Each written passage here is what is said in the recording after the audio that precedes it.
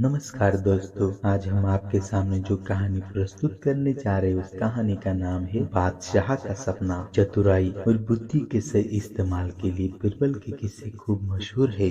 बादशाह अकबर के ऊपर आई मुसीबतों को बिरबल हमेशा चुटकियों में सुलझा देते थे। सिर्फ असल जिंदगी की परेशानी ही नहीं बल्कि बादशाह के सपनों की कुत्थिया का जवाब बिरबल के पास होता था। ऐसा ही एक किस्सा है बादशाह के अजीब सपनों का। आइए आपको सुनाते हैं पूरी कहानी। एक बार की बात है जब बादशाह अकबर गहरी नींद से अचानक उठ गए और फिर रात भर सो नहीं सके। बादशाह बहुत परेशान थे क्योंकि उन्होंने अजीब सा सपना देखा था जिसका मतलब वो समझ नहीं पाए। उन्होंने देखा कि उनके एक के बाद एक सारे दांत गिरते चले गए और आखिरी में सिर्फ एक ही दांत बचा। इस सपने से वह इतने चिंतित हुए उन्होंने इसके बारे में सभा में चर्चा करने के बारे में सोचा। अगले दिन सभा में पहुंचते ही अकबर ने अपने विश्वसनीय मंत्रियों को सपना सुनाया और सभी से राय मांगी। सभी ने उन्हें सुझाव दिया कि इस बारे में किसी ज्योतिष से बात करके सपनों का मतलब समझना चाहिए। बादशाह को भी यही बात सही लगी। अगले दिन उन्होंने दरबार में विद्वान ज्योतिष को बुलाया और अपना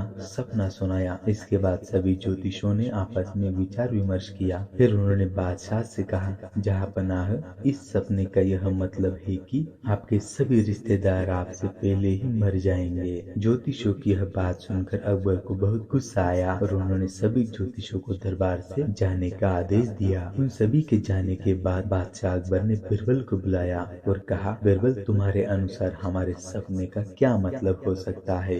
बिरबल कहते हैं, हुजूर, मेरे हिसाब से आपके सपने का यह मतलब हो सकता है कि आपके सभी रिश्तेदार में से आपकी उम्र सबसे ज्यादा होगी और आप उन सभी से ज्यादा समय तक जीवित रह सकते हैं। इस बात को सुनकर बादशाह अकबर बहुत खुश हो गए। वहाँ मौजूद सभी मंत्रियों ने सोचा बिरबल ने भी ज्योतिषों की ही बात को दोहरा दिया है। इतने में बिरबल ने उन मंत्रियों से कहा कि देखो, बात वही थी, बस कहने का तरीका अलग था। बात को हमेशा सही तरीके से सामने रखा जाना चाहिए। मंत्रियों को इतना कहकर बिरबल सभा से चले गए और फिर एक बार सभी दरबारियों ने बिरबल के नाम की तालियां बजा दी।